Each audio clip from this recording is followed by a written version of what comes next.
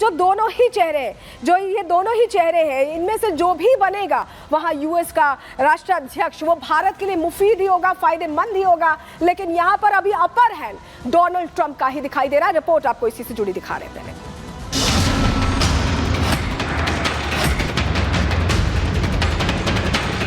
अमेरिकी राष्ट्रपति चुनाव अपने आखिरी चरण में है। इस चुनाव में रिपब्लिकन और डेमोक्रेट्स के बीच में कड़ी टक्कर मानी जा रही है। रिपब्लिकन की तरफ से डोनाल्ड ट्रंप उम्मीदवार है, जबकि डेमोक्रेट्स की तरफ से कमला हैरिस मैदान में है। पहली बार किस्मत आजमा रही है। अमेरिकी चुनाव पूरी दुनिया के लिए अहम होते हैं। भारत समेत पूरी दुनिया पर इन चुनावों के असर पड़ते हैं। तो चलिए जानते हैं इस बार के चुनावों का भारत पर क्या असर पड़ेगा। भारत की बात करें तो अमेरिका के मौजूदा राष्ट्रपति जो बाइडेन के कार्यकाल में भारत और अमेरिका के रिश्ते काफी बेहतर हुए।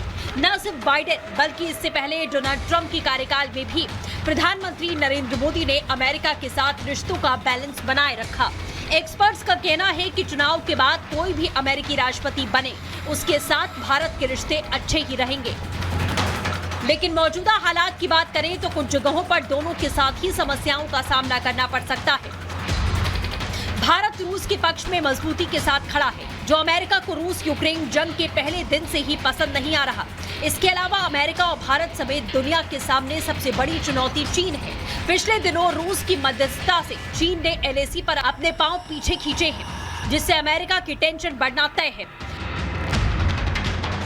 बात अगर ट्रंप की करें तो ट्रंप का राष्ट्रपति बनना भारत के विदेश व्यापार के लिए अच्छे संकेत नहीं है। रिपोर्ट्स की माने तो ट्रंप की व्यापार नीति भारत के लिए खतरा बन सकती है, क्योंकि ट्रंप की व्यापार नीति में संरक्षणवाद इतना हावी है कि इससे भारत के लिए अपनी अपेक्षाओं को पूरा करना मुश्किल हो सकता है। भारत को अपनी इकोनॉमी बढ़ानी है तो दूसरे देशों से व्यापार बढ़ाना होगा, जिसमें ट्रंप की नीतियां रोड़ा बन सकती हैं। वहीं बात कमला हैरिस की करें तो भले भारतीय मूल की है, एक बार पीएम से मिल भी चुकी हैं, लेकिन दोनों के बीच कोई खास केमिस्ट्री या दोस्ती देखने को नहीं मिली है। भारत के लिए चिंता की बात होगी कि क्या वो भारतीय मामलों में बाइडेन प्रशासन की नीति को आगे बढ़ाती हैं या कुछ नए फैसले लेती हैं। Bureau report, Republic Bharat. और इस बीच बड़ी खबर मिल रही है, उसका रुख करें, जहां आपको बताएं दिल्ली में पीएम मोदी से मुलाकात की है। सीएम योगी आदित्यनाथ ने पीएम मोदी को महाकुंभ का दरअसल निमंत्रण देने पहुंचे थे और बताया जा रहा है कि बीजेपी अध्यक्ष जेपी नड्डा से भी थोड़ी ही देर में मुलाकात हो सकती है। और हमारे साथ हमारे सहयोगी गणेश सीधे जुड़ रहे हैं, उनका रुख कर लेते हैं। गणेश, बताया जा रहा है जेपी नड्डा से भी मुलाकात होगी, प्रधानमंत्री से मुलाकात हुई है, पूरी डिटेल दीजिए इस खबर पर। देखिए, उत्तर प्रदेश के मुख्यमंत्री योगी आदित्यनाथ को दिल्ली में पहुंचे करीबन 1 घंटे से अधिक समय बीत गया। करीब 4:10 के आसपास उत्तर प्रदेश के जो मुख्यमंत्री योगी आदित्यनाथ उत्तर प्रदेश सदन पहुंचते हैं और अब उत्तर प्रदेश के मुख्यमंत्री प्रधानमंत्री नरेंद्र मोदी से उनके आवास पर मुलाकात करने के लिए पहुंचे हुए हैं। ये मुलाकात, देखिए, 3 मायने इसकी मुलाकात के निकाले जा रहे हैं। एक तो दिवाली के बाद पहली शिष्टाचार मुलाकात, साथ ही आने वाले दिनों में उत्तर प्रदेश के अंदर उपचुनाव है, साथ ही अगले वर्ष होने वाला जो महाकुंभ है उसको लेकर कहा जा रहा है कि उसको लेकर यहाँ पर निमंत्रण देने के लिए पहुंचे। तो इन मुलाकात के लेकर 3 बातें सामने आ रही है। लेकिन जिस तरीके से अब इस प्रधानमंत्री नरेंद्र मोदी से मुलाकात करने के बाद उत्तर प्रदेश के मुख्यमंत्री योगी आदित्यनाथ बीजेपी के राष्ट्रीय अध्यक्ष और स्वास्थ्य मंत्री जेपी नड्डा से मुलाकात करेंगे। उसके बाद देर शाम कहा जा रहा है गृह मंत्री अमित शाह से भी मुलाकात उनकी प्रस्तावित है। तो इन मुलाकातों का दौर चल रहा है। तो एक नारा जो उत्तर प्रदेश के मुख्यमंत्री योगी आदित्यनाथ ने आगरा में दिया और कहा कि बटोगे तो कटोगे, उसके बाद ऐसा लगा कि नारों की बाढ़ सी आ गई।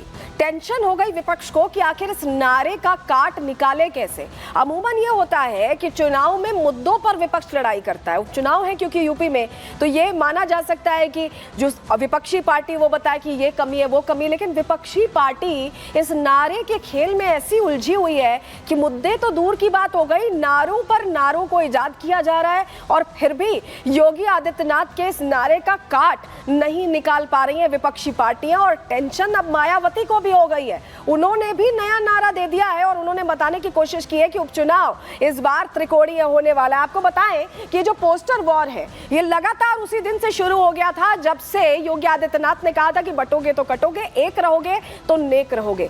ये नारा ऐसा प्रचलित हुआ, ऐसा फेमस हुआ कि विपक्ष सोचने लगा कि कैसे इसे लोगों के मन से निकाले, और यही वजह है कि अलग अलग बातें कही गई है। चलिए अब आपको जरा बताते हैं जो नया पोस्टर जारी हुआ है उसमें क्या है। आपको बताते हैं यूपी में चुनावों से पहले अब पोस्टर वॉर लगातार तेज दिखाई दे रही। पूरा उत्तर प्रदेश पोस्टर से पटा हुआ है और ये लखनऊ में सपा कार्यालय के बाहर नया पोस्टर लग गया। नित्य नए पोस्टर लग रहे हैं और एक और नया पोस्टर लगा है और इस पोस्टर में सीएम योगी के नारे पर पलटवार करते हुए पोस्टर लगाया गया है। क्या लिखा गया है कि मठाधीश बांटेंगे और काटेंगे। इससे पहले 27 का सत्ताधीश लिखा था, आपको याद होगा अगर, और अब लिखा जा रहा है कि मठाधीश बांटेंगे और काटेंगे, पीडीए जोड़ेगी और जीतेगी।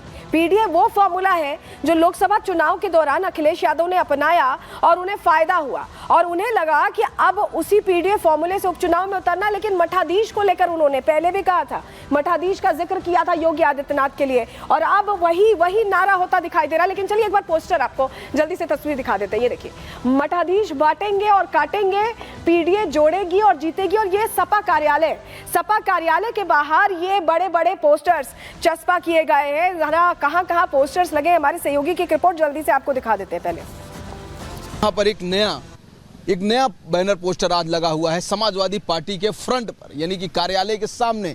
आप देखिए, मठाधीश बांटेंगे और काटेंगे, पीडीए जोड़ेगी और जीतेगी, अमित चौबे। इन्होंने इसके पहले भी एक होर्डिंग लगाई थी, देखिए अभी भी लगा हुआ है। अमित चौबे ने कुछ दिन पहले लगवाया था कि 27 के सत्ताधीश न बटेंगे न कटेंगे, पीडीए के संग रहेंगे। तो इस तरह का जो स्लोगन है वो लगातार भाजपा यानी कि सत्ता दल और समाजवादी पार्टी के बीच में देखा जा रहा है।